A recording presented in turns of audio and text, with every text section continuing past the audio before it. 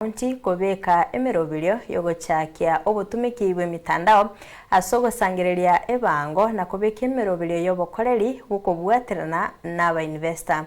Asensemo yayo mwasiri w'ekiganje kenene John Mbadi nigasabire Okobwaterana w'ekiserikali CHIKAONTI hamwe n'erienene eryogoikirania okobeka amo emerobilyo yokorosia uchumi yense.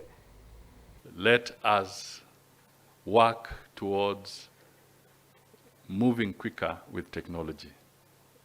You know, we are talking of, we want to close corruption holes, we want to close mismanagement, we want to close pilferage.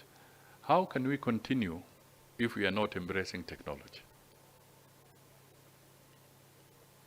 We have to find our way into this new digital world.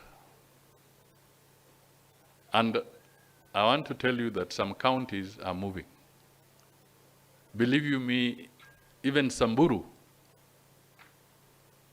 has already moved and embraced the e-procurement, and their systems have started.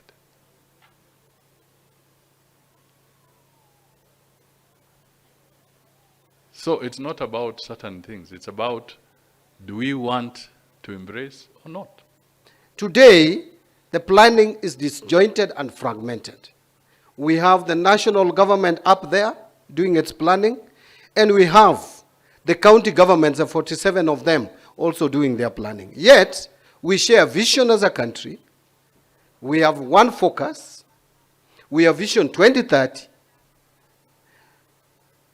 We have medium-term plan, which is the fourth one now, and the final one to the end of Vision 2030. We have bottom-up economic agenda, transformation agenda, yet the CIDPs probably is not speaking or are not speaking to these plans. So we want to correct the planning to have an integrated plan. Treat your investors with dignity, obey the law, follow the law, and that will help and make your county attractive. Lakini tukiwa watu wa vienyeji, ile mambo yetu, kama wanasiasa zingine wanasema pana unakata tu unapita tu.